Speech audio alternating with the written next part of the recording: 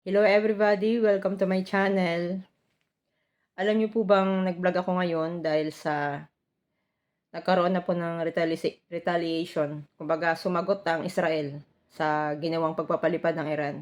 Tinarget nila ang airbase ng Iran at hindi lang yun, Syria. Sabay-sabay po yun, 4. Bali, bago ko po yan ikwento sa inyo, please click like, subscribe, and click the notification bell para patuloy niyo pong masubaybayan ang aming buhay dito sa Israel, ng aming mga OFW, caregivers, hotel workers, at sa lahat ng mga taong naririto sa Israel. Ngayon po ay ika-193 of war laban sa Hamas dito sa Israel. Hindi lang po Hamas, laban sa Hezbollah, sa Iran, at sa lahat ng mga proxy forces. May proxy forces po pala yan ng Iran. Katulad ng Houthis in Yemen, and the Shiite Muslim in Iraq, in Syria. Marami pong kalaban ang Israel. Pero kung makikita po ang mga mukha nila, hindi nyo po mababaka sa kanilang mukha ang takot. Nananatili silang taas noo at walang takot na hinaharap ang lahat na ito. Kahit pa sa kabila noon ay marami na rin namatay na sundalo sa Gaza. At ayon sa aking balita, binibigyan ng 3 araw lang ng IDF ang Gaza. Ang mga Hamas. Hindi ko alam kung anong gagawin nila sa Gaza. 3 araw.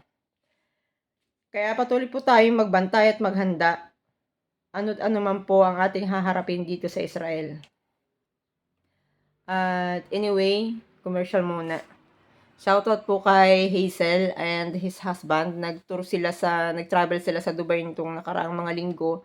At sabi nga niya sa akin, babalik sila ng Pinas ng May 1. Pero,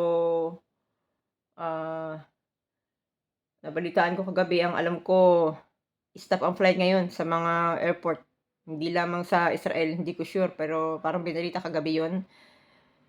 Close ang mga flight. At ito po, bigay sa akin ng mag-asawa, Dubai, di ba? This is the famous Dwarf Hotel in Dubai.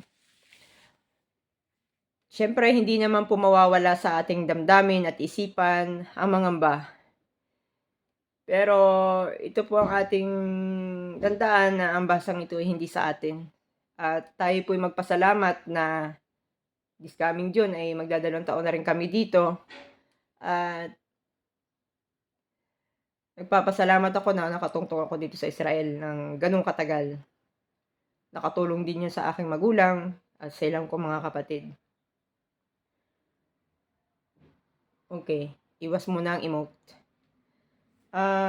Nag-iimpake ako ngayon kasi nga lilipat daw kami ng tirahan. Kung ano't ano man po ng desisyon ng ating gobyerno kung saan tayo pupunta, alamin natin ang mga bomb shield area. Pero para sa akin, mas safe po yung sa underground ang ating tatakbuhan. At 2 araw bago ngayon, nagkaroon po ng sunstorm, maghapon yun. Sabi ko parang hindi siya ordinary sunstorm. Naisip ko na baka nagpalipad ng high power rocket ang Israel, hindi ko sure. Kasi 'di ba pag rocket may lumalabas sa baba, umuusok. Kaya siguro nag-spread yung maraming dust. And then itong bahay namin pinipinturahan kasi nga para sa susunod na titira ay maganda. Ayun, ang problema, ang mga gamit namin naligo sa pinturang puti. Nagawa siguro ng hangin, kaya nagmamap ako. Mamayang gabi, 4 na oras kami magtatrabaho, 8:00 hanggang 12:00 para maglinis kami ng mga check-out kasi 7:00 na siguro aalis ang mga J ngayong Shabat. At magsisimula na po ang Pesach next week. Starting from Monday, yan po yung parang mahal na araw sa atin na bawal kumain ng mga tinapay na may mga pampaalsa or may libadura. Kaya ang kinakain namin yung ganon, hindi kami satisfy, pero kakain pa rin ako ng kanin kasi ang hirap magtrabaho, lalo na kung marami kang gawa, na walang laman na kanin ang tiyan, nakakapanghina. Sabi sa balita, sa TBN Israel, hosted by Yair Pinto, mag-subscribe po kayo dyan dahil siya po ay nakatutok sa balita tungkol dito sa Israel. Na makakarinig tayo ng mga pagsabog. Dito po sa aming lugar nakakarinig kami ng pagsabog kasi dito nagmumula yung mga bombang pinalilipad laban sa kaaway, napapaliguran po kami ng mga bomba sa paligid naming ito. Nakalagay yan sa mga disyerto. At huwag po tayong matakot kasi kung dito na ang ating buhay, ay dito na. Kung doon na tayo abutin, ay doon na kahit pa saan tayo pumuntang mundo. Basta para sa hindi lang naman pag-aalala ng ating bansang Pinas at ang ating mga pamilya, kung saan tayo ligtas, doon po tayo. At hayaan niyo po, patuloy niyo po kaming subaybayan dito sa Israel Hotel Housekeeper Channel. At patuloy ko pong ibabalita ang mga pangyayari dito sa Israel. At kahapon po kasi, pagising ko ng umaga, ay kung narinig ko na naman yung ibon. Yun yung ibong nagbabalita sa amin ni Trel nung gabi na, ganun ng ganun. Sa tabi ng hotel, gabing-gabi na huni siya. Sabi ko, ano kayang binabalita ng ibong ito? Nagpapaalala na naman yung ibon. At kaya ganun ko kalab ang nature. You know, ang hayop sa paligid natin ay nagiging instrumento ng Diyos para sa atin. 'Di ba? May ibong pinadala ang Panginoon nung bumaha at nakasakay si Noah sa barko. Pag lumabas ng ibon may tangay-tangay dahon, ibig sabihin wala ng tubig. Yung ibon na yon, nagbabalita talaga siya. Sabi ko, ano na naman 'tong binabalita ng ibon? Yun.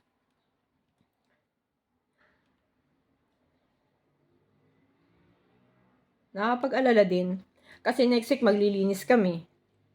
Hindi din namin may anong mag-alala.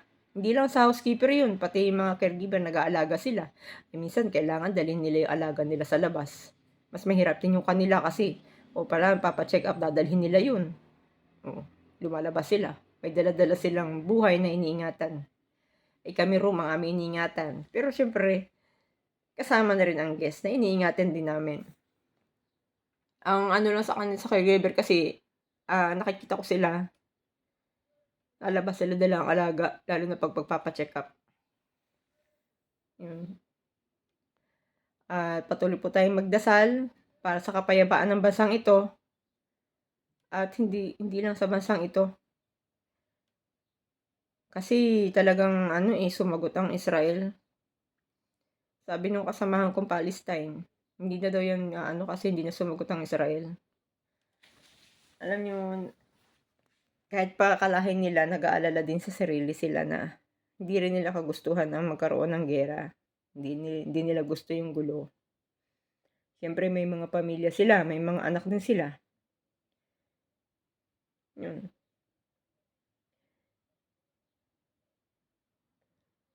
Anyway, itutuloy ko yung kinakain ko at pupunta ako sa kabila. Kinulang ako ng tape, sarado lahat ang tawag dito, tindahan. Naririnig ko lang maingay yung nasa sinagoga, nagdadasal doon sa baba. At nagdi-dispatch na rin ako ng kung anong mga pinagkukuha ko sa taan, itatapon ko na. Kaya hindi naman mahalaga yan. Bagay, yung mga panahon na na-stress kami, nilibang namin ang sarili namin sa pamumulot ng kung ano-ano, hindi naman namin madadala yan lahat. Di ba?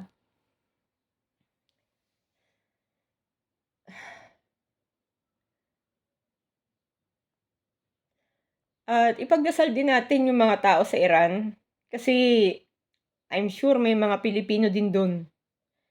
Hindi lang sa Iran, sa Syria tingin ko mayroon din Pilipino because Filipino is anywhere in the world. At shoutout po sa DMW, sa pamilya namin, ng mga kasama ko rin. Sa ngayon po ay nandito po pa rin kaming mga hotel workers, ilan kami, 12 na dito sa hotel nagtatrabaho.